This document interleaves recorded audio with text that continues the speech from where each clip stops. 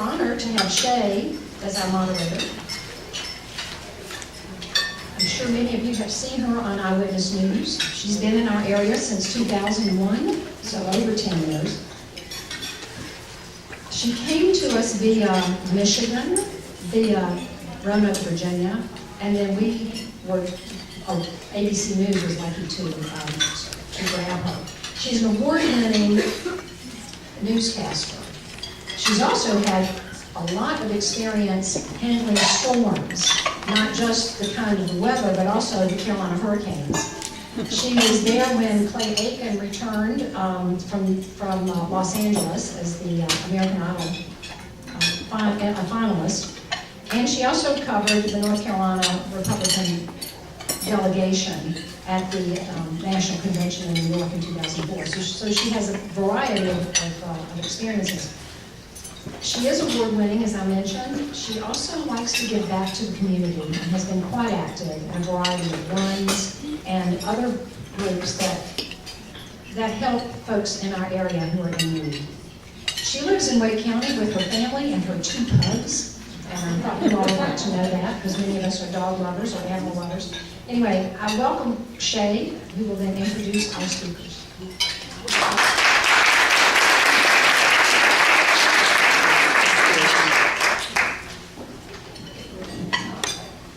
Hopefully you all can hear me okay. All right. Thank you, Mary Lou, and thank you, Morrisville Chamber of Commerce, for inviting me here today, talking about things that go bump. Well, the scheduling went a little bump. But I'm glad that it worked out for me to be here today, even though I wasn't the one originally asked to do so, but that's okay because I'm usually out in the field reporting, but it works out well. And I'm very excited about the topic, things that go bump at work, because working in a live newsroom with multiple newscasts, multiple daily deadlines, things go bump all day long, and sometimes throughout the newscast. We just hope you don't see those bumps. That's where we are putting ourselves to the true test. Okay, how I'm going to handle this, I'm going to introduce the individual speakers, tell you a little bit about them, let them give their presentation, kind of one at a time up here, and then we'll open it up for questions. So as Mary Lou said, please write down those questions. I don't know if you're like me, but so many thoughts start going through your mind, you forget what you're going to ask, that I oftentimes have to cross my fingers. What was I going to say? That's what I was going to say as soon as they call on me. So please write down your questions and be prepared for that.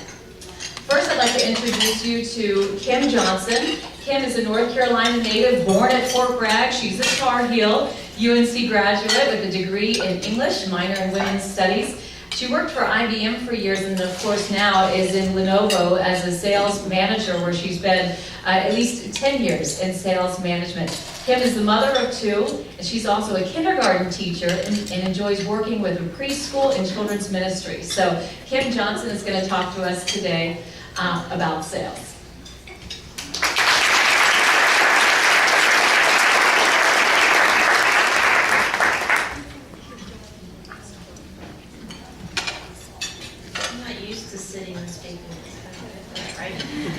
First, I want to thank you all for having me here today. I really appreciate it. And I sincerely am a person who believes that we are put where we are for a reason. And I really hope that out of the discussions we have today, and I can probably speak to the other panelists as well, that everybody comes away with a little something that maybe will help when things do go bump at work.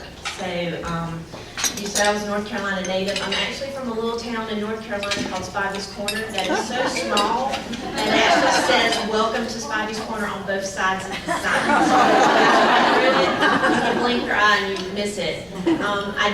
So I grew up in a very rural area. I've lost almost all my accents since then, so you probably don't know and I moved over and went to school at Chapel Hill, and was quite an experience there. We'll just leave it at that. And then shortly after graduating from college, I joined IBM. And I've been one of those people who's kind of been in the same role for quite some time. And over those years, I've certainly had lots of experiences of having to deal when things don't go quite as planned. One of the things about IBM, and even sometimes at Lenovo, I must say, is that when we decide that things aren't quite going the way that they should, we make a decision to restructure or reorg. So you constantly are dealing with change. Throughout my career, I've either been in sales support or in sales management. So just about the time we think we've got our arms around how we're going to go and attack things and handle things, we also start to decide we're going to switch it up just a little bit. We're going to change your territory, we're going to change the way that you do things. So there's always a lot of fun and change and a lot of leadership requirements to get through all the change that comes around. And I have recently moved out of sales management temporarily, I can assure you, to work on a project that is part of our IT structure to move over from our IBM systems into Lenovo on systems. So I'm getting a taste of the rest of the world, and I can certainly tell you that sometimes you need the change to understand how good you have it where you were. So I'm excited about that project. Nonetheless, since I do have a lot of Lenovo people here, I don't want anyone to go back and think I'm not excited about it. But before I get started having this discussion, I do feel like I need to tell you a little story. It is not my story. It actually was the story of one of our presidents, Ronald Reagan. And I have heard it many, many times throughout my life. And actually, once when he passed away, it was something that came back up, and it came back up at a time where I think my family kind of needed to hear it. We were going through some pretty tough times as well.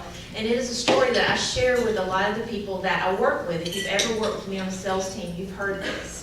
But the story goes that when Ronald Reagan became president, he immediately, times were kind of tough, right? Had the threat of war, economic situation was not so great.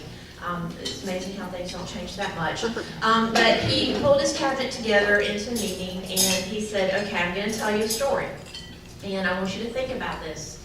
And he proceeded to explain to his cabinet, he said, I'm going to tell you a story about these two little boys and their families. And they were twins, and one little boy was incredibly positive, and the other little boy was incredibly negative, to the point that the parents thought, this is so extreme that I'm very concerned about their life skills. Like, what's going to happen to them when they grow up? They're not going to be able to function. They're just over the moon in opposite directions. How could they be so different? Anybody who has parents can probably relate. Kids can probably relate to the fact that how can two kids be so different, right? But anyway, I digress. So they decide that they're going to go get professional help. So they go to see a psychiatrist, and they explain the situation, and they say, I've got this one little guy, and he's just like, everything's always rosy, nothing ever could go wrong, he's just so naive about the world. I have this other little guy who just can't get over himself, right? And he's just so sad about everything. Everything is always, something bad's going to happen. It's just like doom and gloom, a dark cloud over his head all the time. And I don't know what to do about it. What should we do about it? And so the psychiatrist agrees to meet with the children, and he does that. He has a little discussion with them. He's, okay, good. He comes back and brings the parents in, and he says, okay, what we're going to need to do here is we're going to need some shock therapy. So what I want you to do is I want you to send them off to school, and while they're at school, I want you to go into the little guy's room who's very, very negative, and I want you to fill his room with nothing but presents. And anything he's ever wanted, just pile it on, so when he gets back home, he'll have everything he's ever wanted at his fingertips. And for the other little guy, I want you to go into his room, and I want you to take everything out. And I want you to fill it full of nothing but horse dung.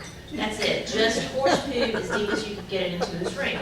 When they get home, I want you to send them up to their rooms, give them about 10 minutes, and I want you to go and check on them. So they did this. They followed this extreme advice.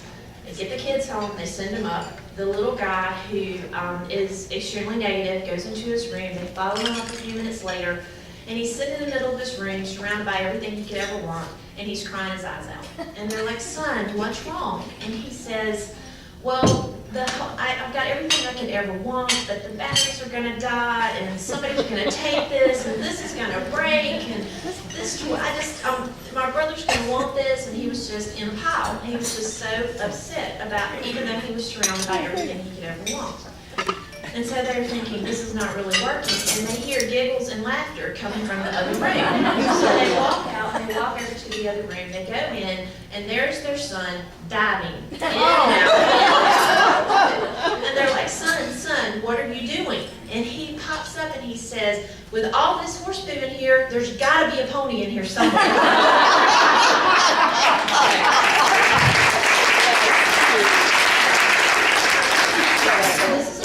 I've shared with my sales reps, my sales managers, anybody that I've worked with in the past, to say when we go through our really difficult times, we've got to find the pony, right? There's got to be a pony in here somewhere.